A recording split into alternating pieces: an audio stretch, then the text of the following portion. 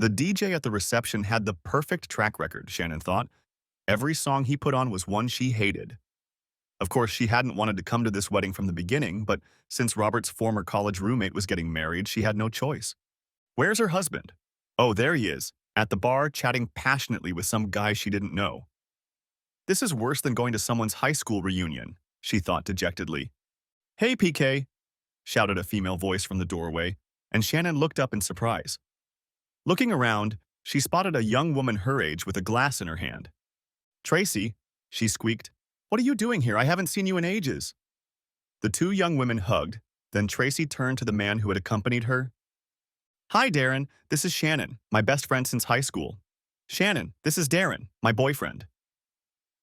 As Tracy introduced herself, Shannon eyed the young man with interest. He was just over 6 feet tall, his black hair slicked back, dark stubble covered his jaw, and in one ear was a silver earring. Unlike most of the men at the reception, Darren was dressed in tight black jeans and a black leather bomber jacket worn over a black t-shirt. Tracy's found herself a bad boy, Shannon thought enviously. The pair joined Shannon at her table, and the two women began chatting animatedly while Darren ignored them and surveyed his surroundings with amused disdain.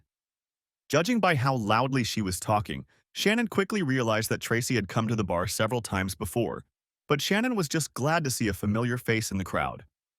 When their conversation was interrupted, Darren took the opportunity. He turned to Tracy and pointed at Shannon. You said her name was Shannon. Why did you call her PK before? Tracy laughed softly. Because she's a preacher's kid, she said, and we never let her forget it. The truth was that no one, much less Shannon, could forget that her father was the minister of a Methodist church in suburban Philadelphia. His position meant she had to act like a role model. But like many other offspring of religious leaders, she rebelled at every opportunity, much to her parents' displeasure. In school, although she was capable and a fast learner, she did poorly academically and constantly broke discipline. By the age of 14, she was sneaking out of the house to meet boys of whom her parents disapproved. It was in middle school that an event occurred that changed the direction of her life. Her then-boyfriend came to pick her up for a date, but when Shannon approached his car, she discovered another girl in the front seat. Despite her date's fervent assurances that he was just giving the other girl a ride, Shannon became enraged with jealousy and refused to drive, secluding herself in her room to sulk. Later that night, she gets a call informing her that her boyfriend and the other girl were killed in a car accident. Even though they didn't like the boyfriend, Shannon's parents insisted she go to the funeral. As she sat in the pew during the service, she was overwhelmed with emotions. Grief over the boyfriend's death, guilt over the angry thoughts that arose that night, and most of all, fear at how close she had come to taking her own life. This last emotion caused her to reevaluate her lifestyle and make significant changes. While remaining rebellious, she did begin to curb her defiance. She began to focus more on her schoolwork and even took a summer job to have some income.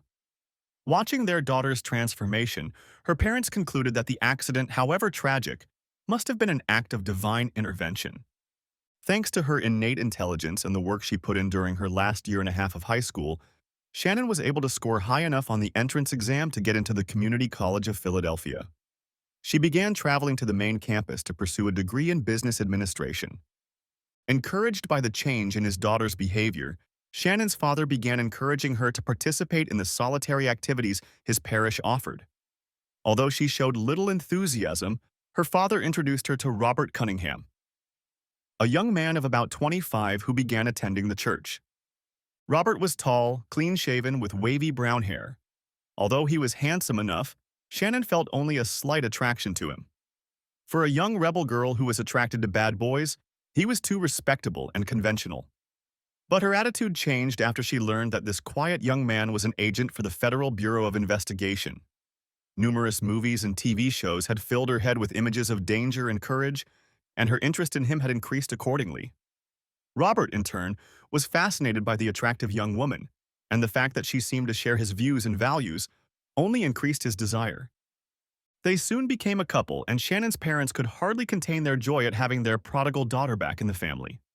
By the time Shannon graduated from college, she and Robert were engaged. And now we're living happily ever after, Shannon told Tracy. Her friend immediately caught the sarcasm in Shannon's voice. So where is your hubby after all? Shannon asked. She asked Shannon. You mean SpongeBob SquarePants? Shannon replied with barely concealed contempt. What did you call him? Tracy asked with a giggle. SpongeBob SquarePants, Shannon repeated. I call him that because he's a total square and sucks all the fun out of my life. She said bitterly, and Tracy couldn't keep from laughing. Come on, Shannon, I thought you married something between the Lone Ranger and Elliot Ness. She teased.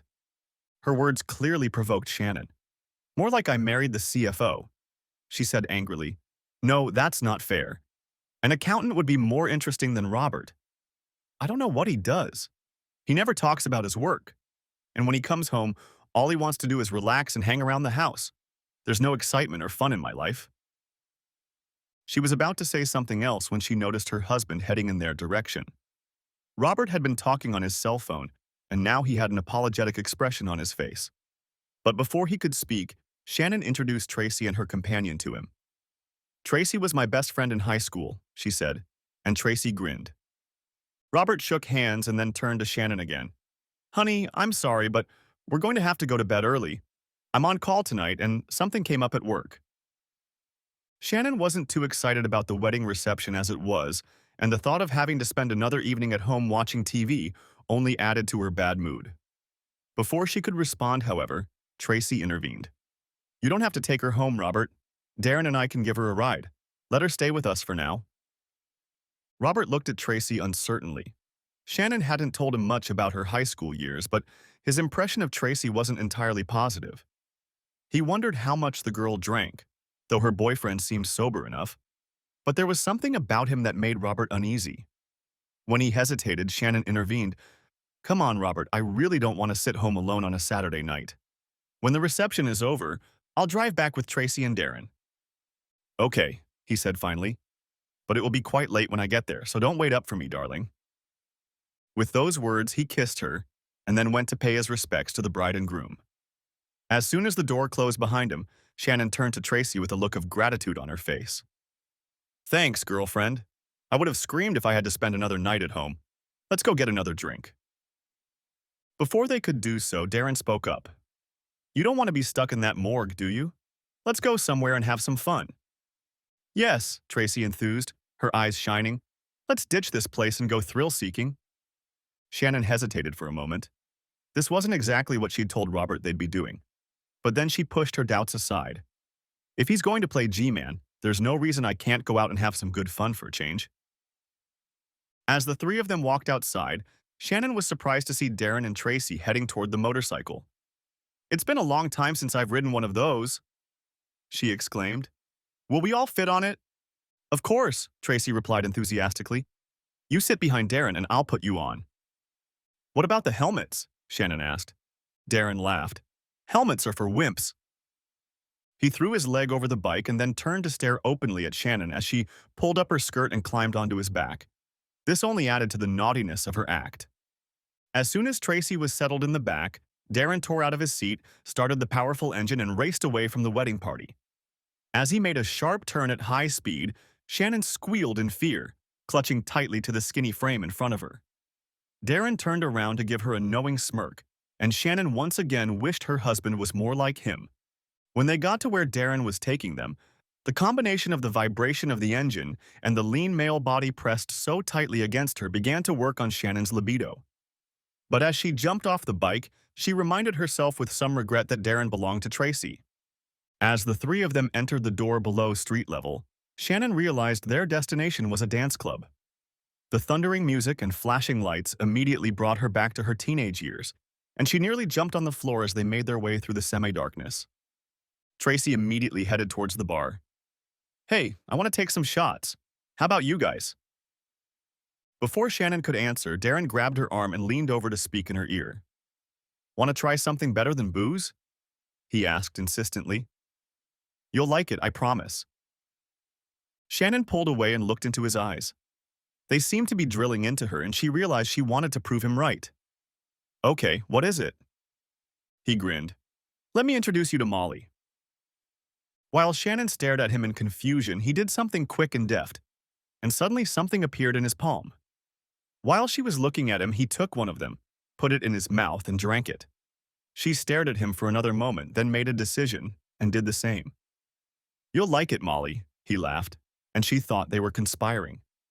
Then he turned to the bar, picked up Tracy, and called out to the two of them. "Come on, let's go dance." The three of them squeezed into the crowd and started dancing together. At one point, Shannon leaned over to yell in Darren's ear, "What about Tracy? Doesn't she like Molly?" He shook his head negatively. "Drinking is her thing," he shouted back, and Tracy disappeared again, but soon reappeared with another shot glass in her hand. After dancing for a while, Shannon felt a sense of warmth and well-being come over her.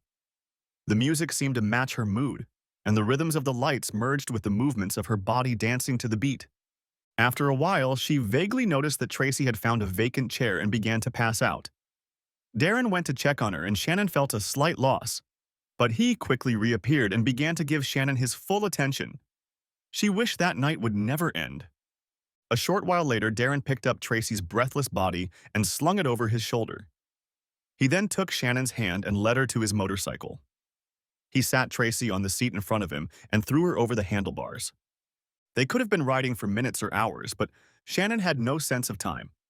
All she could feel were gusts of wind. Finally, they stopped at an apartment building somewhere in town, and Darren carried Tracy again and Shannon followed. Once the three of them were in the doorway of the apartment, he unceremoniously lowered the unconscious woman onto the couch. On it, they did so. When she finally opened her eyes, she asked anxiously, "What time is it?" "Almost 2, he replied. She flinched. 2 o'clock? God, I need to get home." The ride home only took 15 minutes, but it seemed to Shannon like an hour had passed. As they drove, she tried desperately to think of some plausible excuse to explain to her husband why she was so late, but she was still not thinking straight and couldn't come up with anything. When Darren pulled up in front of Shannon's house, she hastily jumped off the bike. She wanted to say something to him, but her thoughts and emotions were in such a mess that she could only mumble, "Thank you, just thank you." He grinned and quickly pulled away from the curb, waving at her. As she turned toward the house, the fear she had been suppressing within her gripped her. She did her best to quietly unlock the door, desperately hoping Robert was already asleep. If she could slip into bed without waking him, she thought, perhaps she could come up with some excuse in the morning. But to her surprise, when she peeked into the bedroom, Robert wasn't there. She thanked her father's God for this undeserved blessing and hastily undressed, hiding her clothes in the darkness at the bottom of the laundry basket. She wanted to shower, but she hesitated to do so in case Robert caught her and realized how late she'd left. Instead, she threw on a nightgown and got into bed, taking a deep breath of relief that she was lucky. Just how lucky she was became clear when a few minutes later she heard Robert open the door with his key. It occurred to her then, the best way to avert disaster was to take the initiative by showing anger. So when he tiptoed into the bedroom, she reached out and turned on the bedside lamp. "Where the hell have you been?" She pounced on him with such fury that he involuntarily took a step back. "I told you," he replied, stammering. "I had to leave on business." "You've used that excuse too many times already," she snapped back. "I'm starting to think you're seeing someone." He awed. "No, honey, I would never do anything like that. I love you. But she was already on full alert and wasn't about to cede the advantage to him. "If you're not seeing anyone, tell me what you've been up to," she demanded. "I can't do that, honey," he pleaded. "Can't or won't," she stubbornly replied. It had been a long, hard night for Robert, and his weariness and disappointment at his wife's unjust accusations overcame his restraint. "It was a crime scene," he said tiredly. "I had to go to the crime scene." Shannon was inwardly pleased that her tactic had worked, but she didn't want to let him off the hook so quickly. "Crimes happen every day, Robert. What's so special about this case that you have to be stuck outside all night?" He sighed and spoke in a low, cold voice. "Do you really want to know? Okay, then it was murder. Actually, a double murder. Whoever did it brought them to the dump." He shook his head as if chasing the memories away. "Anyway, that's what I was doing while you and your friends were having fun at the wedding reception. Are you happy now?" he asked bitterly. Shannon didn't answer anything, but it was clear from her pale face and widened eyes what an impression his story had made. Robert quickly climbed into bed and defiantly turned his back to Shannon. She turned off the bedside lamp and pulled the covers over herself, satisfied that she had managed to divert his attention. The next morning, Shannon slept until noon. When she finally got up, Robert regarded her coolly, but as the afternoon wore on, he began to regard her more warmly. But instead of relief that his anger had subsided, Shannon felt depressed. Saturday night had been an exciting and enjoyable adventure, but now her life was returning to the routine that had seemed so boring, and that made her even more restless. Meeting Stacy, and especially Darren, had awakened impulses and desires in her that she hadn't felt since her high school days. The resumption of a routine existence seemed almost unbearable to her. Going to work the next morning, she was still depressed, but that was how she felt in the mornings. Her degree in business administration allowed her to work for the school district of Philadelphia, and she had managed to land a job as administrative assistant to the purchasing director. Shannon didn't like the principal. He was a lecherous man who was always trying to look under her blouse or skirt, but she was glad she had a job. She even remembered to throw a few unintentional glances at her boss to get a good yearly grade. Still, the job mostly amounted to a boring routine, and she was quickly growing tired of it. But this Monday, she was in for a surprise. When the director went out into the lobby to greet a visitor and brought him back into the office, Shannon almost shrieked with delight. The visitor turned out to be none other than Darren. He was wearing a suit and tie, his hair slicked back in a conservative style, his silver earring removed, but there was no doubt that it was him. A slight smirk appeared on Darren's face when he noticed Shannon, but he said nothing and gave no other signs of recognition. As they entered the principal's office and the door closed behind them, everything turned over in Shannon's mind. Memories of Saturday night came flooding back to her, and she wondered about Darren's sudden appearance and his encounter with her boss. Curiosity took over and she turned on the intercom, carefully lowering the volume. The office still had the old system that allowed the director to give her instructions without leaving his desk. Shannon had long ago figured out how to use it to eavesdrop. It was risky, but she was too curious not to be tempted. After listening to their conversation for a while, she became even more perplexed. Darren seemed to her to be nothing more than another traveling salesman trying to sell the school system cleaning and office supplies. She found it hard to believe that a Saturday night bad boy on a motorcycle could be a soap salesman. But the longer she listened, the more she thought there was something odd about their negotiations. Darren had told her boss that he was introducing a new business to the neighborhood, trying to build a relationship with the school system. The principal didn't seem particularly receptive at first, but then the tone of the conversation changed. "Our company is very eager to show you how competitive we can be," Darren said in a confident voice, "so much so that we're willing to make you a special offer. It is not uncommon for us to do business through a broker, in which case we pay him a 10% commission. Since we don't have a broker in this case, we're willing to offer you the same commission as a thank you for helping us get back on our feet." Shannon heard the director lean back in his chair and imagined the look on his face. "You said 10% commission," the principal said, as if he had little interest in the matter. "And what would be the limit on the size of the order?" "No limit, Mr. Director," Darren replied calmly. "The commission would remain the same and would apply to any size order. If you wanted a year's supply for the entire school district, we'd be happy to accommodate you." "And how will those commissions be paid?" Boss Shannon asked, a little hurriedly. "Our company isn't big on procedures and red tape," Darren replied lightly. "I can bring you a cashier's check if that would suit you." There was a long pause, and Shannon wondered what was going on. Then she heard her boss speak again. "We in the purchasing department are always interested in developing new resources for the county's needs. I think we would like to place an order for this amount with your firm." The intercom clearly picked up the sound of a sheet of paper sliding across the desk. "Very good, sir," Darren replied. "I will have a commission check ready for you late tomorrow morning." Shannon thought she heard the two men shake hands and thought their negotiations were over. But then Darren spoke again, this time in a slightly different tone. "Mr. Director, there is one other consideration I must inform you of.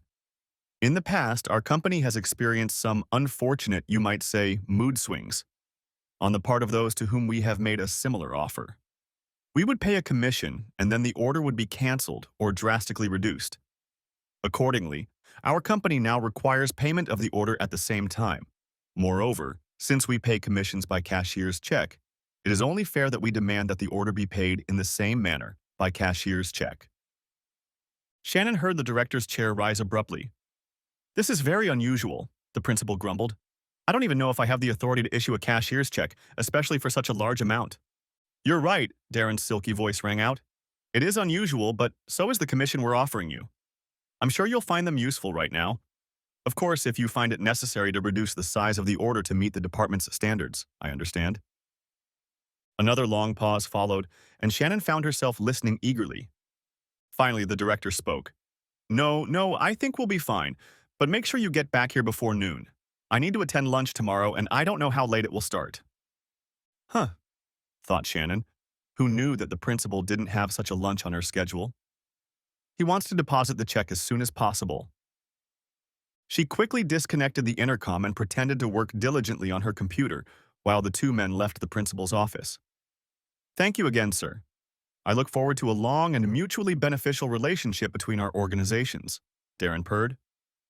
He then turned and left without even looking at Shannon. As she drove home from work that afternoon, Shannon couldn't stop thinking about what she had overheard. She may not be a lawyer or a cop, but when she heard the offer of a bribe, she knew right away it was a bribe. It didn't particularly surprise her that Darren might have offered a bribe to get county business, but she still couldn't picture him as a sales rep, even a crooked one. And then there was the whole cashier's check thing. Having gotten the principal to agree to the deal, why would Darren risk it all by giving him such a surprise? She'd have to think about that question some more. Her thoughts turned to the headmaster and she shook her head in disgust. The fact that the old lecher had agreed to the bribe didn't surprise her either, and for a moment she wondered if she should tell someone what had happened. But that thought quickly passed. It wasn't her problem. But her thoughts kept returning to Darren. She hadn't expected to see him again. His appearance at the workplace had triggered a flurry of emotions she could barely control. That night, she dreamed about him.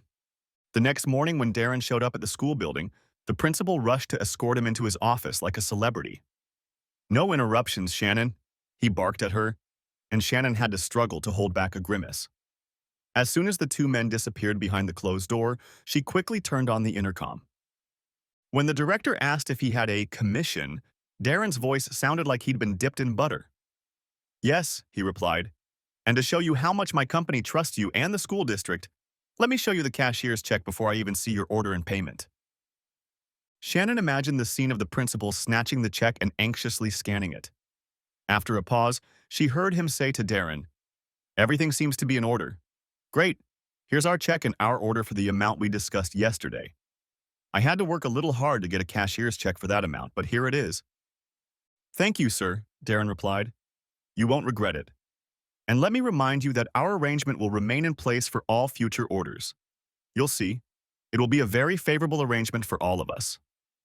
"Very well," said the director. "Now, if you'll excuse me, I must go to that lunch I mentioned." They returned to the hallway, and the principal told Shannon he was going to lunch. She nodded and said she would take her lunch break as well. As soon as the men left, Shannon grabbed her coat and hurried to her car. As she made her way through the lunch rush, she thought about what she had gotten herself into. Nevertheless, she kept walking and soon found herself outside the shabby apartment she remembered from Saturday night. She got into her car and waited, hoping she had interpreted the situation correctly. It wasn't long before she saw Darren stop and head for the front door. She quickly jumped out of the car and ran to him. "Darren, wait!" He turned around and there was a look of surprise on his face for a moment, and then it turned into a wary look. "Hey, Shannon, you can come inside," he said, and held the door for her. There was no one else in the apartment, and once inside, he turned and looked at her, arms crossed. "What are you doing here?" he demanded. Shannon ignored his question. "I was listening to you," she told him. "I heard everything you talked to the principal about. I know you bribed him." "So," he asked sullenly, "are you going to turn me in?" She ignored him again. "Only I don't think there's anything more to it than a bribe. I don't believe you're a soap salesman. I think you're a crook. I think the check you gave him is worthless." Darren's mouth curved in a crooked grin, but his eyes didn't smile. "You're smarter than I thought. Yes, the whole deal was a scam, and the check I gave him was as phony as the politician's promises," he said. "But the check he gave me from the school district was worth its weight in gold, and I've already cashed it." "What happens if the principal tries to cash the check and discovers it's counterfeit?" she asked. "Won't he sick the police on you?" His smirk grew even more brazen. "That's the beauty of this particular case. He's finished, no matter what he does. The only way to expose me is for him to admit he took the bribe. He probably won't want to do that until he's forced to explain why there was no supply of cleaning supplies. I'll be long gone by then. Then Darren's eyes narrowed. So how much do you want for your silence? I don't want your money, she replied sharply. This time he was visibly surprised. No? Then what do you want? She looked at him intently. I want you to take me with you. Her answer caught him off guard, and he thought for a moment. Then his face relaxed and the smile returned. Are you sure? You really want to give up a husband you love? A nice house in the suburbs and a 9 to 15-hour job? He asked mockingly. Do you really want to give it all up to run away with me? An angry expression appeared on her face. I think I've been looking for a man like you all my life. I'm leaving town right now. I'll be outside your house in an hour. If you're not ready to go, I won't wait for you. We're leaving on your motorcycle? She asked.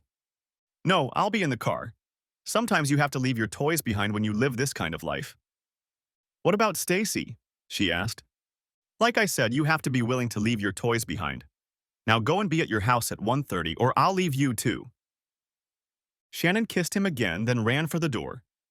Jumping into her car, she quickly drove to the nearest branch of their bank and withdrew money from her checking and joint savings accounts. She then hurried home. There, she grabbed her suitcase and makeup bag and hastily stuffed them with a few things she felt she couldn't live without. Going downstairs, she grabbed a piece of paper to write Robert a note, but couldn't think of what to say. Finally, she wrote, I'm sorry, and left the note on the kitchen table along with her wedding ring. She then went out on the porch to keep an eye on Darren. As she sat on the steps, doubt stirred inside her. This was the craziest, most impulsive act of her life, and her conscience was screaming at her to stop before it was too late. But just then, she saw an unremarkable sedan pull up to the house, and with bated breath she ran toward it, leaving the door to their apartment unlocked. She stuffed her things into the trunk and moved into the passenger seat as Darren pulled away from the curb. As they drove, Shannon's thoughts turned to Robert, and for a moment she felt sorry for him. She knew he really loved her and this would hurt him deeply. Then she thought of her parents and how disappointed they would be when they found out what she had done. But it doesn't matter, she thought furiously. This is my life, and they can't try to control it anymore. I know what I want and what I need, and I'm going to get it. The next few months passed like a blur for Shannon. Darren went south to Wilmington, and the two of them settled into a cheap motel with long-term rates and a short memory. The days and nights were a blurry combination of vacation and honeymoon. Nothing was planned, everything was done on impulse. Shannon liked the lack of responsibility, the ability to sleep until noon after all-night parties, and the fact that she didn't have to answer to anyone. Every now and then she thought of them, as well as Robert, but angrily chased those thoughts away. That was then. This is now, she told herself. I live my life on my own terms. I do what I want. So Darren was a little shocked when he woke her from her sleep one afternoon and told her she'd have to go out to work. We don't have a lot of money, he explained. We need to make money. By this time, Shannon was awake, but still somewhat confused. What do you want me to do? She asked irritably. Irritably, she asked. He ignored her question. You'll be a legal secretary, he informed her. But I don't know anything about legal work, she protested. You also don't know anything about pigeon work, he replied calmly. But you'll find out. But first we need to go shopping. After lunch, they went to the Nordstrom store in the Christiana Shopping Center, southwest of downtown Wilmington. As they walked through the women's department, Shannon caught a glimpse of Darren walking a few aisles away from her. As she continued shopping, she soon found a black Alexander Wang pencil skirt with a zipper slit on the side. She immediately knew it was perfect and asked the saleswoman if she could try it on. The fit was perfect. Exiting the fitting room, she hung the skirt back on the rack, leaving it sticking out a bit among the others. Then she told the girl she wanted to do some more shopping and moved on to the blouses. Poring through the display cases, Shannon soon settled on a white long-sleeve model that looked appropriate for the office. Remembering Darren's admonition, she tried one on a size smaller than she normally wore. After admiring herself in the fitting room mirror, she returned the blouse to the rack, again leaving it slightly protruding.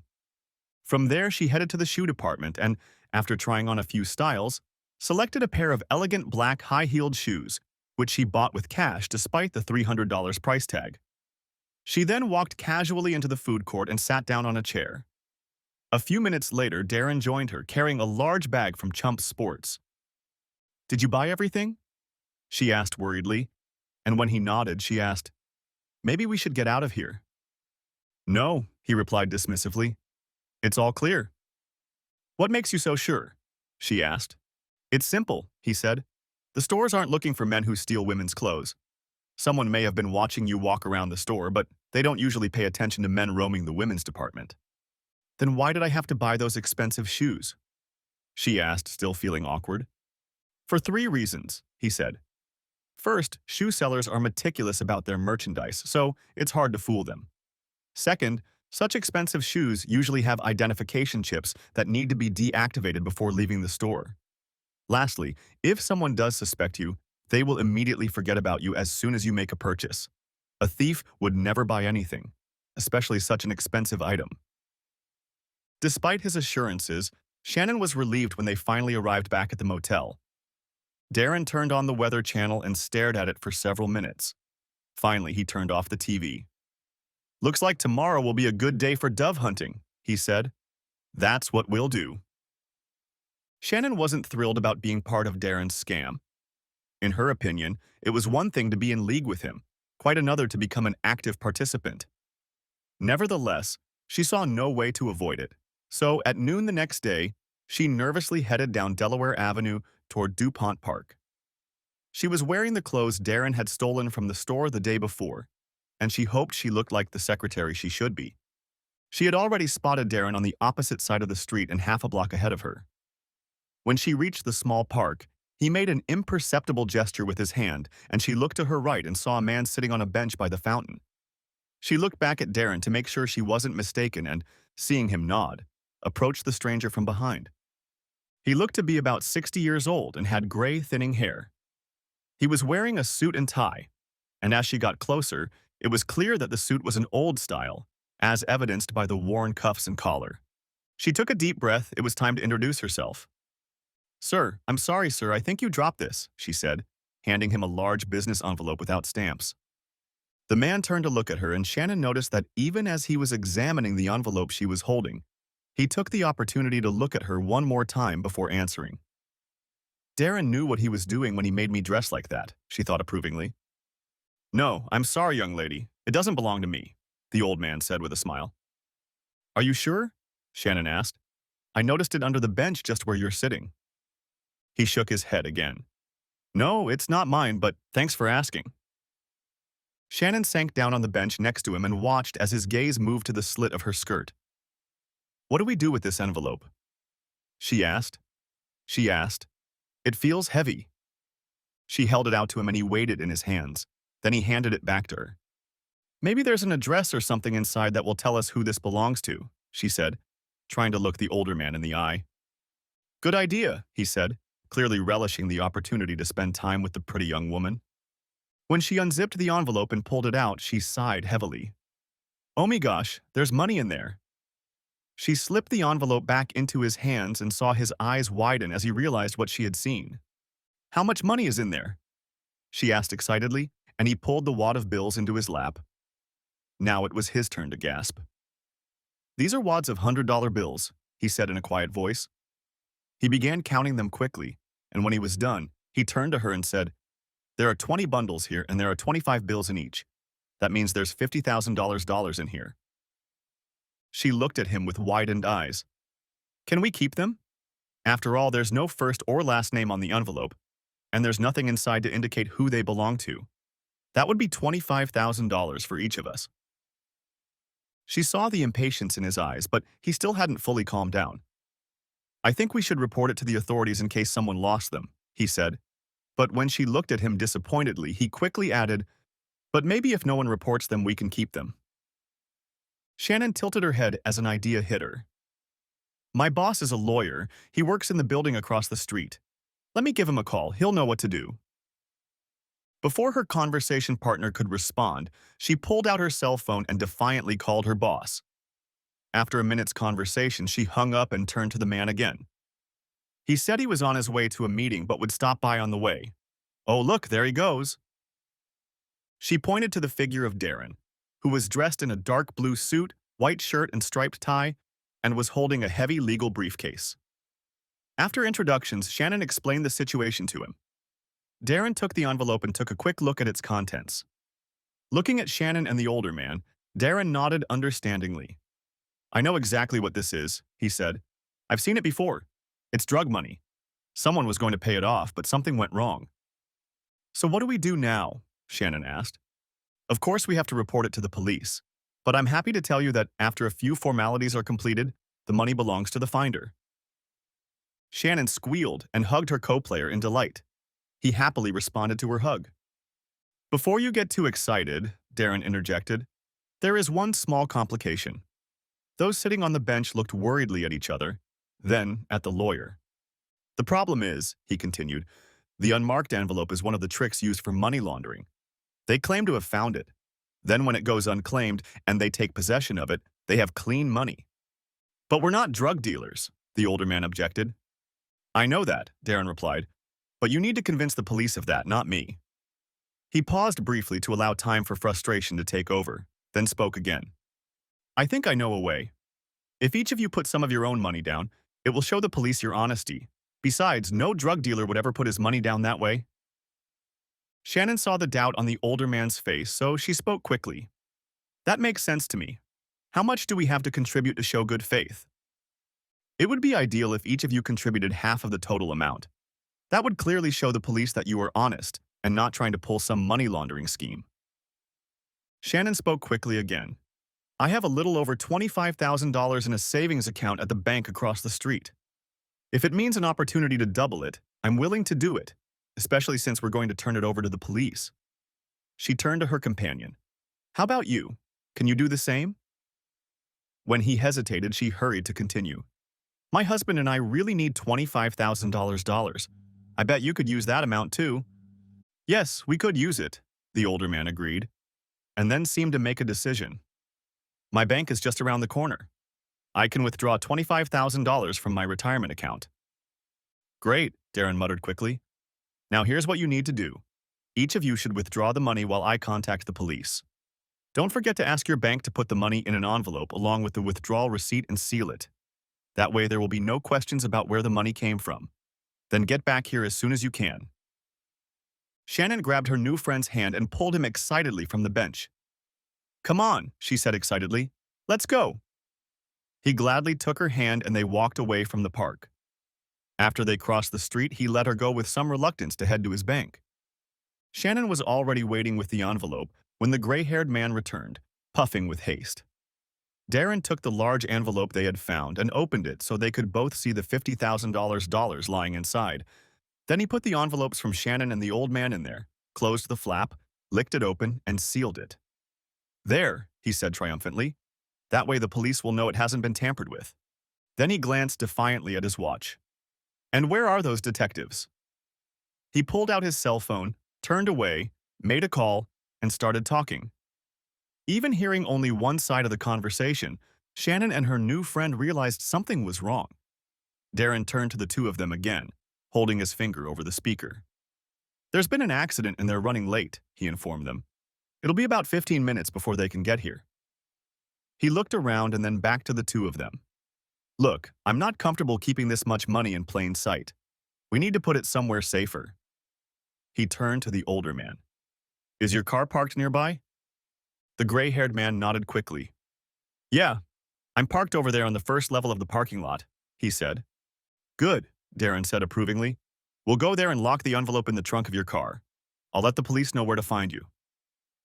With those words, he turned, said a few more sentences, and hung up.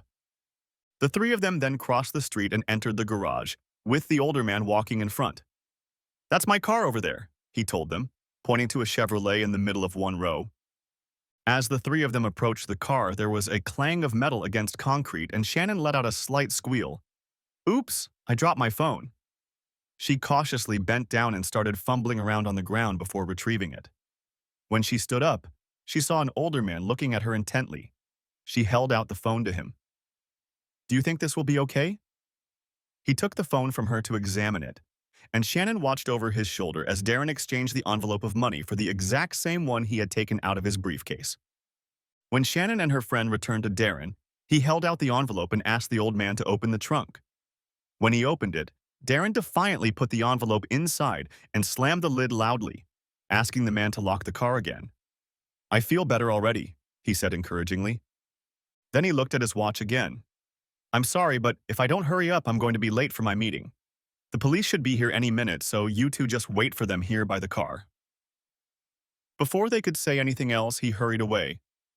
The old man looked around restlessly, and Shannon quickly grabbed her arm. "So tell me," she asked, with a reassuring expression on her face, "what are you going to do with all that money?" Soon the man was talking about European vacations and other dreams, and Shannon nodded and smiled in agreement. When he paused to catch his breath, a look of discomfort appeared on Shannon's face. "Damn it, I really need to use the restroom. I'm going to run to the ladies' room at the bank, and then I'll be right back." She leaned over and kissed his cheek. "Don't go," she said with a smile, and hurried toward the door to the lobby. Instead of stopping, she hurried straight through the lobby. Once out of the building, she turned west and walked down the street until she was in an alley. Darren was parked there with the engine idling. When he pulled away, she was nearly shaking from the adrenaline rush. "How did I do?" she asked excitedly. "Like a pro, baby, like a pro," Darren replied. "That's how you should fall off a pigeon." "I wonder how long it will be before he opens the trunk and discovers an envelope full of newspapers," she asked. "Long after we leave here," Darren replied. She laughed happily and leaned back in her seat as they drove toward the motel. When they pulled up to the motel, Darren turned and looked at Shannon. "Go inside and wait for me. I need to stop by the bank right away." "What bank?" she asked in confusion. "The Bank of Moscow," he replied calmly. "The Bank of Moscow?" she asked in surprise. "I've never heard of it. Why would you go there?" "You'd better not know," he replied curtly. Noticing her gloominess, he hastened to continue. "When I get back, we're going out for some fun." While she waited for Darren, Shannon began to reflect on what they had just done. Now that the euphoria of the successful con was gone, she couldn't help but think about the old man they had just robbed. Guilt stirred in her at the memory of his shabby clothes, but she angrily pushed it out of her thoughts. "He's probably got tons of money in the bank," she told herself. "He won't be missed." Still, she was beginning to feel a little depressed. She wanted to live with this bad boy, but she never thought she'd have to be involved in his affairs. "My father would just die if he found out," she thought. "And so would Robert." The thought made her angry with herself. "Why should I even care what they think?" she asked herself in disgust. To throw herself off balance, she pulled a joint out of Darren's bag and lit up. By the time Darren returned, she was high, giggling and hungry. Darren was amused by this. "Come on, baby," he told her. "Let's go eat and then we'll play a little." A week later, Darren informed Shannon that it was time for them to move on. "We're leaving as soon as I get back," he told her. When she asked where he was going, he said to a business meeting.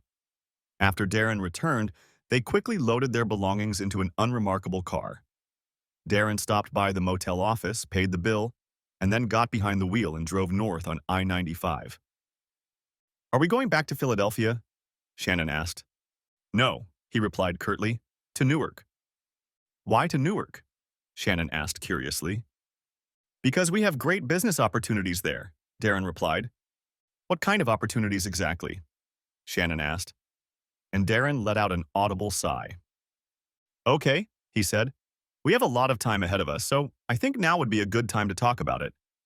Remember the scam I pulled in Philadelphia with the school board?" he asked, glancing at Shannon. "Of course," she replied.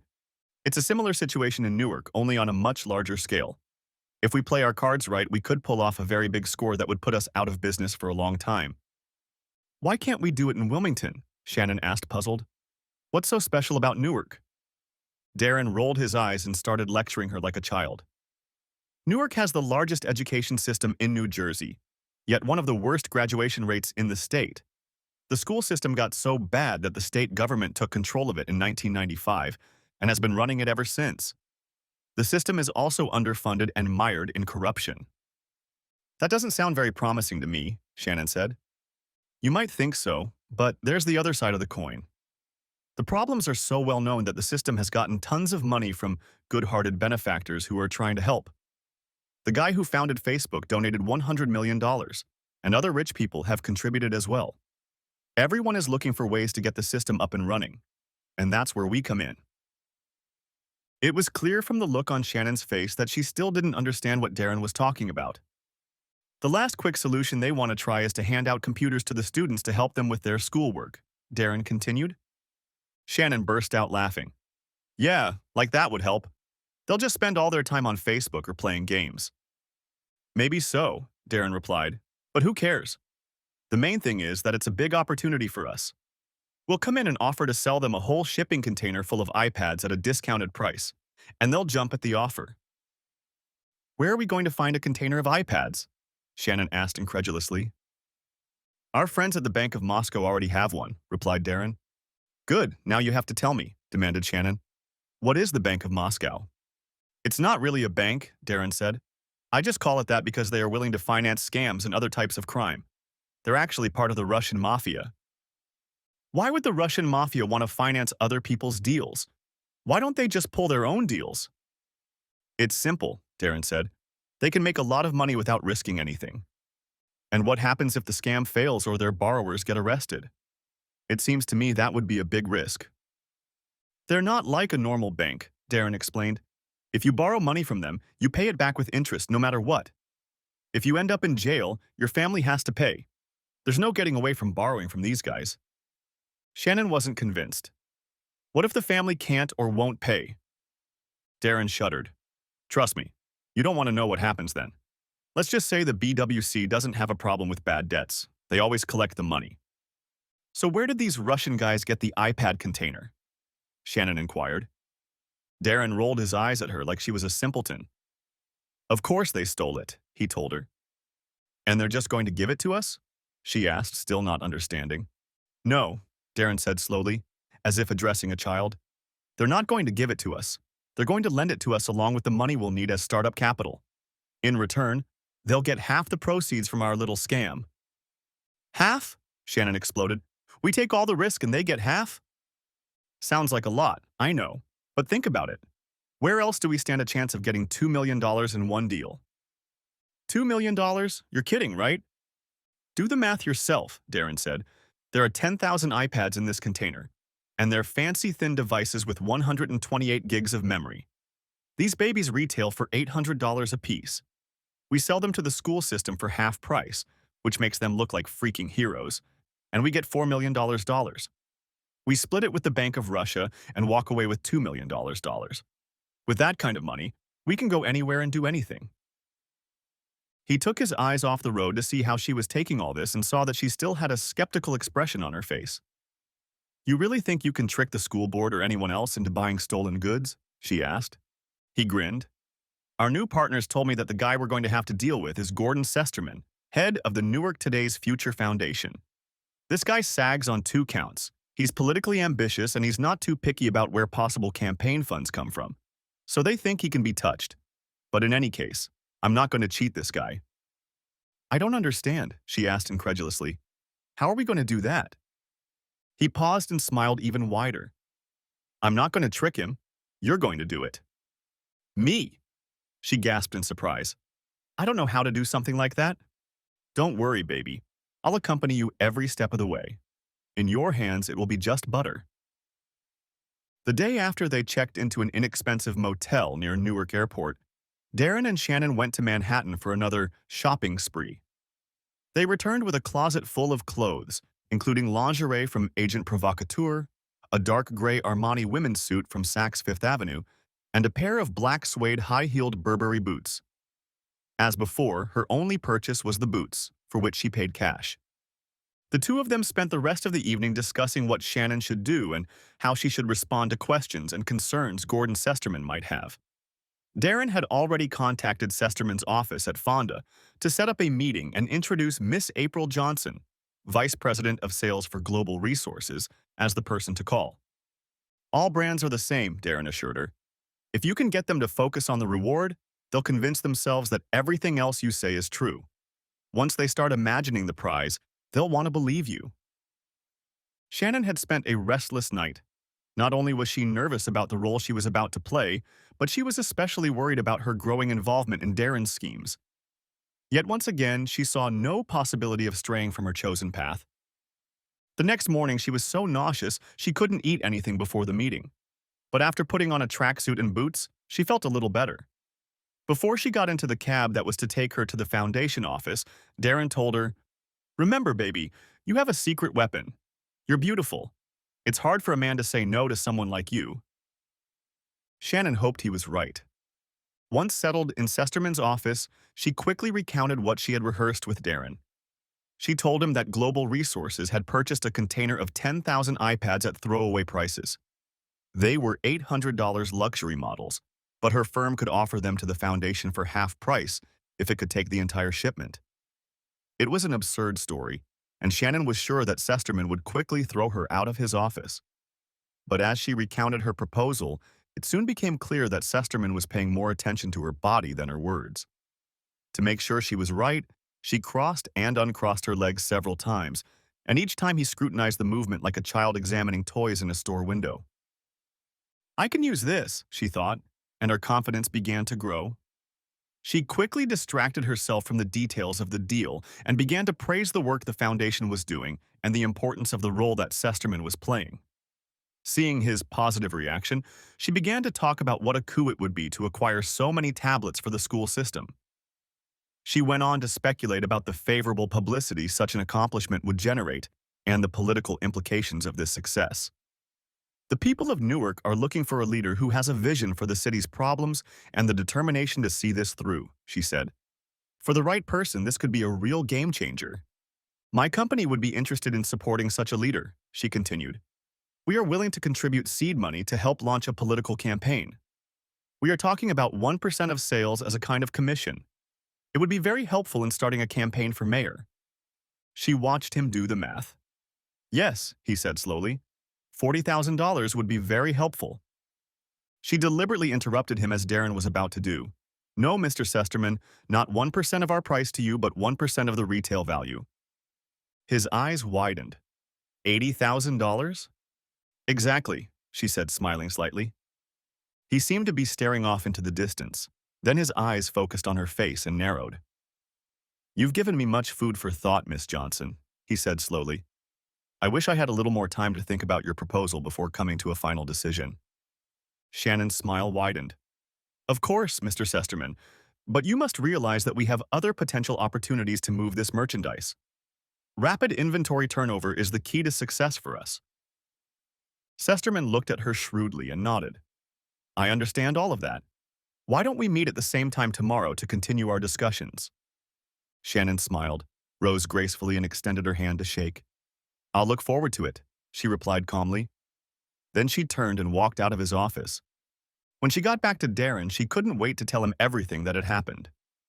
"My God, Darren, I think this might work." He hardly asked any questions, and when I started talking about what this could do for him. "You know what this means, babe? If we make it work, we'll walk out of here with $2 million. We'll be able to go anywhere and do anything." When Shannon returned for a follow-up meeting the next day, she was wearing another shoplifted outfit suitable for business. She walked confidently into Sesterman's office, and his introductory response only served to reinforce her attitude. "Miss Johnson, I have carefully reviewed your company's proposal and find it extremely interesting." "He's hooked," she thought, trying not to betray the triumph on her face. "However, in the course of my research, I came across an interesting situation that I would like to share with you," Sesterman continued. "About 9 months ago, a school system in Philadelphia contracted to purchase a large quantity of cleaning supplies from a new vendor. After the supplies were never delivered, an investigation was conducted. In the end, the head of procurement admitted that he had received a bribe from a fictitious supplier." At those words, Shannon's excitement was replaced by fear. "My God," she thought, "he knows about us. The police must be outside by now, ready to arrest me." Her heartbeat quickened and sweat broke out under her armpits. All she could do was not rush to the door. "But what I really found interesting about the story," Sesterman continued, "is that the bribe the purchasing director received was in the form of a cashier's check. Ironically, that cashier's check was as phony as the supply contract itself." Shannon wondered if she should faint. Sesterman smiled smugly at her. The philosopher George Santayana famously said that those who don't learn the lessons of history are doomed to repeat them. So, in order not to risk repeating that unpleasant lesson, I will accept your offer, but with three conditions. If you cannot fulfill all three, then we have nothing further to discuss. Shannon was stunned, unable to comprehend what was happening. He's not going to arrest me? Is he really going to take the deal? She asked herself in confusion. Disregarding his visitor's inner confusion, Sesterman continued. Here are my terms. First, the campaign contribution your company is so generously willing to make must be in cash and must be delivered at the same time as the goods are delivered. Shannon had already recovered somewhat from her panic, but Sesterman's condition was alarming. How are we going to get $80,000 in cash? She asked herself. But she kept an impassive expression on her face, and Sesterman continued. The second condition is that I must see the merchandise myself. I'm not buying anything until I see all 10,000 of those iPads. When Shannon fell silent, Sesterman smiled and cleared his throat. My third condition is of a different, more personal nature. Before we finalize our deal, you will be required to spend the night with me at the Meadowlands Hilton Hotel. Shannon gasped and jumped up from her chair, looking at Sesterman in shock. But before she could tell him to shove his terms far away, she caught herself and slowly sat back down. Trying to pull herself together, she told him, I didn't expect anything like this from you, Mr. Sesterman. I am appalled at what you are demanding. I think it would be best to discuss it with my colleagues. Good day, sir. With these words, she stood up again and headed for the door. Sesterman's parting words made her stop. Please don't hesitate long, Miss Johnson. My offer cannot be delayed. A quick turnaround of inventory, do you understand? Shannon gritted her teeth in fury but said nothing more. When she returned to the motel, her angry look told Darren that things had gone wrong. Before she could speak, he demanded, What happened? What went wrong? When she told him about Sesterman demanding cash from him, Darren didn't see it as an insoluble problem. I didn't expect that, but I think we can do without it. Let me talk to the Russians and see what they say.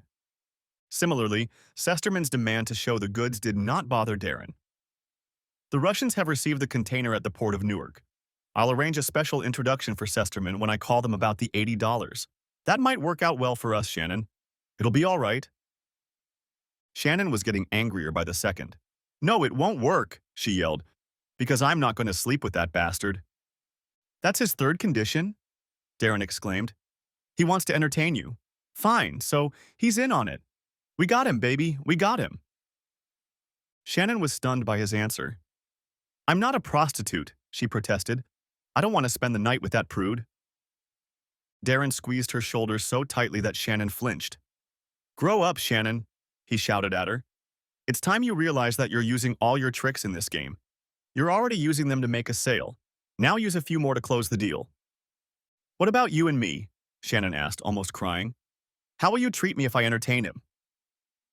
Darren put his arm around her shoulders and pulled her to him. Then he lifted her chin to look into her eyes. Baby, I'll love you even more if you pull this off. It's like winning the World Series. It's epic. One night with the tag means nothing to me. Shannon looked up at him, wanting to believe that everything was okay, but she still wasn't happy. She hadn't wanted to be part of the con from the beginning, and now she felt like Darren was using her. And what she saw in his eyes didn't make her feel any better. Still, she wanted to make him proud of her, and she had to admit, she wanted the rewards this job could bring them. After a few minutes, she reluctantly told Darren that she would do as he wished. With the crisis averted, Darren wanted to return to a different working arrangement with Sesterman, and he had a plan matured. Now that we know we have him in our hands, I think we can use the cash as leverage against him. With Darren's guidance, Shannon called Sesterman, informed him that the deal was acceptable, and arranged to meet him at the hotel 2 days later. Sesterman was clearly enthusiastic, but Miss Johnson quickly brought him back down to earth. We have a condition of our own. If you want our campaign contribution in cash, you'll have to pay cash for the computers too. Sesterman started to rant, but Shannon interrupted him. Justice is justice, Sesterman. Just as you guarantee you won't get cheated out of a fake cashier's check, we should guarantee we won't get cheated out of a fake order. Then everyone will be on an equal footing and there will be no misunderstandings. Sesterman became indignant. How the hell do you expect me to get $2 million in cash? And even if I could, the largest bill in circulation is $100. Do you have any idea how much that amount of cash would weigh? Shannon turned off the sound and looked at Darren with a concerned expression, but Darren told her, "Hang in there." She turned off the sound on the phone and said, "If you can't take the cash, offer us another option. Otherwise, the deal is off." Sesterman continued to blaze, but calmed down after a few minutes. "What about Eurobonds?" he suddenly asked. "That's the same as cash. There is a considerable amount of Eurobonds in the fund. I could use them for this purchase. Would that work?" When Shannon looked at Darren, he shrugged uncertainly, then quickly wrote on a piece of paper and held it out to her. "Let me consult with our financial experts, Mr. Sesterman," Shannon said. "I should be able to get back to you within the hour." When Shannon hung up, Darren quickly called his Russian interlocutor and began to explain what had happened. He then listened for a long time before hanging up. "What did they say?" Shannon asked anxiously. "The Russians told me that Eurobonds are issued by corporations and governments in Europe. They're like bearer bonds. Whoever owns the certificates can redeem them for cash at any time. The Russians said they are often used for money laundering. If the bonds are legal, they'll accept them." "And what does that mean?" Shannon asked uncertainly. Darren began circling her around the room. "It means we got him," he shouted. "He really wants this deal. I bet he's already started writing ads for his campaign." When they calmed down, Shannon called Sesterman back and confirmed that the Eurobond payment would be acceptable. The deal was done. After the initial excitement passed, Shannon's emotions began to fluctuate up and down. Darren was constantly praising her, telling her that the con couldn't succeed without her, and she loved feeling that she was so important to him. But sometimes she felt like she was just a pawn being used in Darren's game, and she wondered how Darren really felt about her. What angered her most was the thought that he might force her into prostitution. And the fact that Darren was willing to put her in that role angered her even more. Despite her misgivings, 2 days later, Shannon found herself in the lobby of the Meadowlands Hilton Hotel. She had purposely arrived early and was seated at the far end of the lobby. Over dinner, accompanied by several bottles of wine, Sesterman spoke at length about the work of the foundation. It was clear from his boastful tales that the foundation's accomplishments were directly attributable to its leadership. Shannon tried to look enthusiastic, but her thoughts wandered. As she listened to Sesterman, a man very much like her father caught her eye. The resemblance triggered memories of her father lecturing her. "You can't do that, Shannon. Good girls don't act like that. You don't want people talking about you." "I'll do what I want to do," she thought, "and no one will be able to tell me otherwise." All her earlier reluctance evaporated. Impulsively, she leaned across the table and interrupted Sesterman's monologue. "That's very interesting, but don't you want to take the bottle of wine upstairs and continue the conversation in your room?" "In the room," she continued to command. Closing the door, she took the bottle of wine and took several large sips straight from it. After that, they settled down and fell asleep. A few hours later, she woke up confused, not realizing where she was. But the view outside the window of the lights of Manhattan quickly brought back to her everything that had happened that evening. When she came to her senses, she was overcome with a sense of elation. She reveled in the thought that she had fooled this marker who was soon to give them $2 million in cash. "Now let's talk business," he spoke. "Here's how it's going to go down. You will meet me at my office today at 5 o'clock. Bring with you $80,000 in a briefcase. Come alone, no one else, or the deal is off. The Eurobonds will be waiting for me. I will count the cash and you will count the bonds to make sure everything is in order. Then, when we are both satisfied, you and I will go to the vault I have rented. You will take a sturdy padlock with you, and so will I. We'll both lock up the money so no one can do any tricks. We'll leave the money in the vault while we inspect the goods at the container terminal. Once I can verify that you actually have the iPads, you and I will go back to the locker, and each of us will take our money." He paused. "Understood?" he asked. When she nodded, he stared at her for another moment. "Remember, no tricks," he said. Shannon held his gaze, hoping the disgust she felt for him wasn't glaring. "No tricks, Sesterman. All that will happen is that everyone will get exactly what they want. Sesterman gave her a thin smile and headed for the door. When she returned to the motel, Darren was waiting impatiently for her and wouldn't leave her alone until she told her what had happened. When she described the scenario that Sesterman had outlined for the day's deal, Darren made a thoughtful expression on his face. "It's going to take some work," he said, "but I think we can make it work. I'm going to go talk to the Russians and make some plans." With those words, he left Shannon to pack their meager belongings, counting on a quick escape once they pulled off the scam. Stuffing her suitcases, she felt overwhelmed again. The rebelliousness of the previous night was gone, replaced by insecurity. The way Sesterman had treated her that morning had revealed the true nature of what she had become, and she felt ashamed of herself. She tried to convince herself that she didn't care what others thought, but it didn't convince her. To cheer herself up, she went back to thinking about what she and Darren could do with the money. "I'd really like to see Paris," she thought. "I've always heard it's very beautiful there." She imagined walking by the Eiffel Tower, shopping in exclusive French salons and dining in fine restaurants. These thoughts lifted her spirits and she was almost there when Darren returned. He entered the motel room carrying a large briefcase. "So," he said, "I think we've got it all sorted out." He patted the briefcase. "There are 80 Gs in this briefcase. You're to guard it until it's locked in the vault because if anything happens to it, the Russians will pounce on us like a shark on a seal." Shannon shuddered at that picture, then asked, "So how is all this going to work?" "It's probably best if you don't know," Darren replied. "That way you can't accidentally give anything away." Shannon didn't like his distrust of her, but before she could say anything, he hurried to continue. "There is one more action you must take to finalize the deal, and then we shall be free." She listened to his instructions and smiled weakly. "I can handle it," she said confidently. Shortly before 5 o'clock that evening, Darren dropped Shannon off outside the Foundation's office. "Just remember, baby, in an hour, we're going to be rich," he said encouragingly. Shannon started walking toward the building, carrying her briefcase in her hands. Darren had already handled it, and she was surprised to find how much all those stacks of $100 bills weighed. Sesterman was anxiously waiting for her. When he tried to take the briefcase from her, she snatched it back. "Easy, easy," he soothed. "I'll just count it." He pointed to a metal briefcase on a table nearby. "The Eurobonds are in there. You can check them out if you want." Shannon walked over to Sesterman's briefcase and quickly counted the face value of the bonds. Then she pulled one of the bonds from the middle of the stack and took a picture of it on her cell phone. She then emailed the photo to the account she had designated.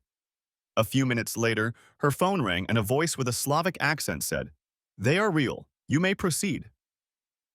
She breathed a quiet sigh of relief and nodded to Sesterman. "All right," he said, "let's get started." They each picked up their briefcase and walked out to Sesterman's Mercedes. He drove in silence for several miles until they pulled up to a somewhat dilapidated self-service warehouse. Shannon's doubts must have reflected on her face because Sesterman said, "I picked this place because no one ever comes here. We won't be disturbed." Sesterman pulled up in front of one of the roll-up doors and they both got out of the car. When he unlocked the padlock and lifted the door, Shannon saw that there was nothing inside but a rack along one wall. Sesterman slid his briefcase onto the shelf and suggested she do the same with hers. "The money will be safe here until we get back from the container terminal," he told her. They walked out of the vault and Sesterman clicked his lock. Shannon attached the lock she had brought with her in her purse. "Now neither of us can get in without the other," she told him. He nodded reluctantly. "Okay," she said as they got back in the car. "Let's go look at a lot of iPads." Sesterman drove east and turned onto the Lincoln Highway, heading south. When he reached Port Street, he drove around it in a circle, heading east, and then turned south on Corbin Street and entered the Port Newark container terminal. It was huge, and Shannon had to pull out the manual Darren had given her to explain to Sesterman where to find what they were looking for. They drove slowly past row after row of brightly colored shipping containers. Loading cranes loomed in the background like giant orange birds. Eventually, they turned onto a narrow street of colorful containers, and Shannon directed Sesterman to stop beside one painted bright blue. She checked the numbers on the end of the container against a sheet from her purse, then looked at Sesterman. "Here it is," she told him. She handed him the key, and he quickly unlocked the padlock and opened one of the two doors. The 40-foot-long container was filled with large boxes with the familiar Apple logo. Sesterman pulled a folding knife from his pocket and quickly opened one of the boxes, revealing a stack of smaller boxes inside. Opening one of them, he pulled out an iPad and let out a jubilant exclamation. "I told you so," Shannon said.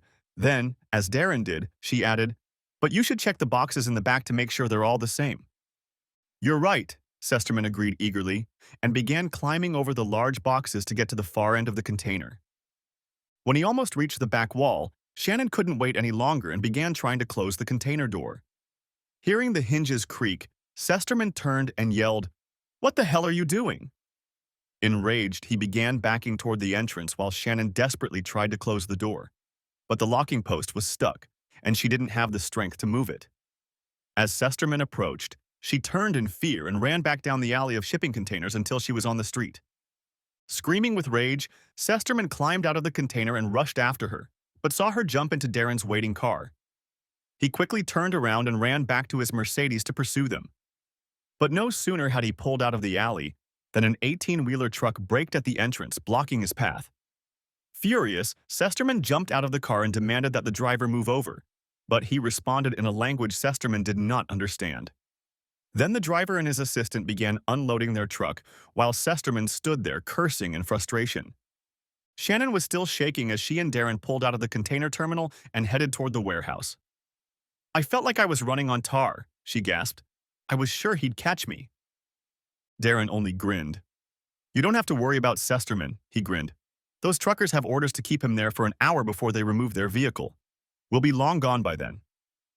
"Won't he call the police?" she asked anxiously. "And send them to the vault to find all that cash and Eurobonds?" "Unlikely. That would surely be the end of his political dreams." Darren laughed. When they pulled up to the warehouse, it was deserted. Shannon quickly ran to the door of Sesterman's room and unlocked it with her key. While she did that, Darren opened the trunk of his car and pulled out a pair of bolt cutters. It took some fumbling, but the shackle wouldn't budge. Quickly grabbing the handle, Darren lifted the door. "That's it," he said cheerfully and ducked inside. Shannon followed him and watched Darren frantically rummage through the insides of the small container. Then he turned, grabbed Shannon by the shoulders and started shaking her. "Where are the briefcases?" he shouted. "Where's the money?" Shannon twisted out of his grip and walked over to the bare shelving unit to look. "We left them right here," she said in confusion. "I know they were here." "Sesterman must have taken them," Darren exclaimed, trying to find some explanation. "No, he didn't," Shannon shrilled. "I saw them with my own eyes. They were on the shelf when we locked the door." Darren grabbed his head and groaned. When he looked up at her, she saw that his face had gone pale. Oh God, he moaned. "This is bad, this is very bad. The Russians will kill us if we don't bring them the money." His fear caused Shannon to panic. "It's not our fault, Darren," she cried out desperately. "Someone must have stolen them. The Russians will understand. They have to understand." "You don't understand? These are very bad people. I know what they did to people who owed them, and we owe them a lot of money. We're as bad as dead people." "No," Shannon shouted, grabbing Darren's arm. "We can talk to them. We can pull another scam and then pay them off." "Let go of me, you stupid bitch," Darren yelled, pushing her with such force that she fell to the concrete floor, bruising her hip. "I have to get out of here." While she stared at him in shock, he jumped out of the warehouse and headed for his car. "Wait for me," she shouted, trying to get to her feet, but Darren ignored her and started the engine. But no sooner had he put the car in motion than two large black SUVs pulled into the driveway, completely blocking his path. Several large men ran up to the car door and yanked Darren out of the driver's seat. In a matter of seconds, they had his hands tied and had him in the back seat of one of the SUVs. As she stood there, paralyzed by the sight, Shannon felt rough hands grab her arms and twist them behind her back. Heavy plastic straps tightened around her wrists, and then she was dragged toward the opposite door of the same SUV Darren was in. Once inside, another plastic strap was wrapped around her ankles and she felt completely helpless. Terrified, she looked at Darren and saw one of the men pulling a burlap sack over his head. Then her eyes darkened as she felt the rough cloth pressed against her face. She began to plead with her captors, but a rough voice ordered her to be silent, and she obeyed out of fear. As the car picked up speed, Shannon suddenly remembered Robert's account of the mob execution he'd investigated the night she'd met Darren. Hot, stinging tears ran down her cheeks, mucus running down her upper lip and into her mouth. She had to gasp for breath, which only intensified her sobs. Her panic-stricken mind desperately searched for some miracle that could save her. Maybe someone will see us like this and report us to the police, she thought, but immediately remembered the tinted windows and wallowed in self-pity. It's not fair, she thought. I'm not a bad person. I don't deserve to die. But when she thought about how she had treated Robert and his family, she had to admit that she was not a good person. In her feverish state, even the figure of the old man they had deceived in Wilmington came back to accuse her. Her thoughts returned to her family, and she tried to recall the religion her father had tried in vain to instill in her. She mentally began to bargain with God, promising to change her life, to become a better person, if only he would spare her. But no matter how hard she tried, she could not remember a single prayer, and finally she sank down on the seat in utter despair. A sound came from her side, and she realized Darren was whimpering. And here I thought he was a bad boy, she thought angrily. At that moment, the car turned a corner, causing her to flip over in her seat, and the pain in her bruised hip reminded her of Darren's cowardly attempt to escape without her. She silently began cursing him and herself for getting carried away with him. The car took a sharp turn, and it was clear from the vibration of the tires that they had turned onto a dirt road. Shannon was seized with a new attack of terror. We're in a junkyard, she thought, and started sobbing again. The SUV braked sharply, nearly slamming Shannon into the seat in front of her. The door beside her swung open, and she cried out as she felt hands groping her legs. Don't move, a voice commanded roughly, and immediately the plastic tape around her ankles tore. Now she was grabbed by the arms and dragged out of the car. The unknown captor led her forward, and she heard Darren shuffling beside her. Stumbling, they walked on the uneven ground for about 20 yards and then stopped. Strong arms wrapped around her shoulders and forced her to her knees. The ground was rocky, but in her fear, Shannon hardly noticed it. A voice on one side of them asked, "How much longer?" 5 minutes, no more, another voice replied. At first, Shannon was puzzled, but quickly the horrible truth came to her. She had less than 5 minutes to live. She started to lower herself to the ground, but someone's hand roughly pulled her back up. And then, while she was on her knees and trembling with terror, footsteps were heard behind her, and suddenly a light shone through the loose weave of the burlap. It must be the headlights of a car, she thought, and then shrieked as she felt a hand on the back of her head. In the same instant, the bag was pulled off her head, and in the blinding light she saw only a pair of feet standing in front of her. Is this what you wanted? A bitter voice rang out, and Shannon shuddered. That sounds like Robert's voice, she thought incredulously. Did you really want that kind of life, living like a common criminal constantly on the run? With a man like him? The voice asked again. Now Shannon realized she had been right. Robert's voice had lowered but was full of emotion. I would give you everything, Shannon. I would do anything to make you happy. I'm willing to take a bullet for you. She had no choice but to hunch over in shame and misery. Here, he said sharply, and as she looked up, she saw him reach for the inside pocket of his jacket. She flinched involuntarily, but instead of the gun she had feared, he pulled out an envelope and tossed it to the ground in front of her. Since you wanted it so badly, here are your divorce papers, he said bitterly. He stared at her for a moment, then lifted his head and looked around at the others. I've had enough. You can have them both, he said, and stepped away from the kneeling couple. One of the figures standing outside the circle of light spoke up. Okay, guys, show's over. Let's get back to work. Shannon and Darren were lifted to their feet. With their hands bound, they were led over to the SUV and placed in the back seat. Someone tossed an envelope into Shannon's lap. A few minutes later, they were on the highway heading southeast. Darren was the first to come to his senses and demanded in an indignant voice, "What the hell was that?" The figure in the passenger seat turned around, and Shannon was surprised to see that it was an attractive African-American woman. It was a small professional courtesy we extended to a fellow FBI agent who wanted to meet his ex-wife, she said. We decided to add a little theatricality. FBI, Darren grinned. I should have known. How long have you been after us? The agent laughed. Hell, you two are just small fish in a big pond. We weren't even after you. We were just using you as bait to catch the real bad guys, the Russian mafia. We caught them all this afternoon. Understanding appeared in his eyes, and Darren threw her angrily. You're the one who took the money from the locker. The woman only grinned. Of course we took them. Evidence, you know? Darren looked at her hatefully. You bloody bastards, he reprimanded.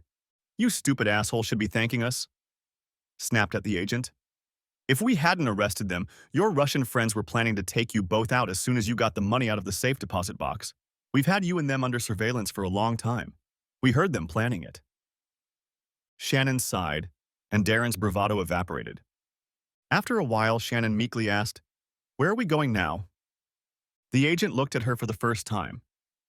To the Essex County Jail, of course, she said. What did you expect? She finally adopted a puzzled look on her face and turned to Shannon. Why the hell did you leave Robert Cunningham for that little piece of shit? Shannon couldn't look her in the eye. I guess I've always liked bad boys. What bad boys? The agent asked contemptuously. You mean that little coward, with the wet pants where he peed his pants? The agent sitting behind the wheel of the car whimpered. He peed his pants. Damn, I'm going to have to clean the back seat again. The female agent laughed, then turned to Shannon again. You wanted a bad boy? She asked contemptuously. You were married to one of the toughest FBI agents on the East Coast. The man already has more awards for bravery than most agents hope to receive in their entire career. Your ex-husband caught mob bosses, bank robbers, and serial killers, and you needed a bad boy? I never knew, Shannon said in a thin voice. Yes, you didn't know, the woman said stiffly, and you almost killed him. Many of us thought he wouldn't survive after you ran away from him. That man loved you so much, and you treated him like street trash. She took a deep breath to calm herself. But after tonight, I think he'll be fine. And when he's back on the market, there'll be plenty of single ladies in the bureau who'll be after him. And guess what? I might be one of them. The agent behind the wheel snorted derisively. Damn, Alice, and I thought I liked you. The woman laughed and patted him playfully on the shoulder. Shut up, Ray. You know your wife would skin you alive if she heard you talk like that. Before she could say anything else, the driver announced, We're here, and made a sharp turn toward the emergency room in the blue-painted Essex County Correctional Complex. Shannon and Darren were escorted into the building and led down a hallway. As they walked down the fluorescent-lit hallway, a female agent took Shannon's hand and pulled her to the right, away from Darren. They came to an empty cell, and after guiding Shannon inside, the agent slammed the door shut and left. Shannon sank down on the bunk chained to the wall and tried to comprehend everything that had happened to her. From the adrenaline rush caused by the Sesterman bite, to the terror of imminent death, to the rush of relief when she realized she would stay alive, to the shame of confronting Robert, she was emotionally exhausted. Remembering how Darren had abandoned her while trying to save himself, she felt the joy of being separated from him. Even if he hadn't tried to abandon me, she thought, his Russian friends would have killed us. How could I ever have been tempted to run away with a man like him? She reproached herself. Then she remembered what the female FBI agent had told her about Robert. Apparently, this woman had a very different opinion of the man she had married. She thinks he's a hero, Shannon marveled. A rumbling sound coming from somewhere in the building made her look up, and the sight of the barred door reminded her of the future that awaited her. The thought of spending years of her life in prison was depressing, and worst of all, she had no one to blame but herself. Suddenly, the female agent reappeared behind the bars. She unlocked the cell door and called out to Shannon. Let's go, she said, and led Shannon down a hallway that ended in a door. When she opened it, the cool night air hit Shannon in the face. They found themselves in the parking lot where a car with the engine running was waiting for them. Shannon looked back at the agent in confusion. What's going on? But the agent simply directed her toward the waiting car. Then the door opened and a familiar figure stepped out of the car. Dad, she exclaimed in bewilderment, and when she saw that it was indeed her father, she rushed to him and hugged him, sobbing into his lapels. I'm so sorry, Daddy. I'm so sorry for everything, she sobbed. Come on, honey, he said in a voice choked with emotion, and she let him lead her to the passenger side of his car. Where are we going? She asked. We're going home, honey, he replied softly. But I don't understand, she said pitifully. Why am I free? How did you guess to take me here? As her father pulled onto Doremus Avenue and headed for the New Jersey turnoff, he glanced at his prodigal daughter. I got a call from Robert, he said. He asked me to give you a message. He said, "Tell her it's a parting gift from SpongeBob." Shannon let out a small cry of pain and burst into tears again. She couldn't tell if her unexpected and completely undeserved redemption was an act of kindness on Robert's part or the harshest punishment he could give her. The end. Thanks for watching. I hope you enjoyed it. Subscribe to my channel and watch for the next video.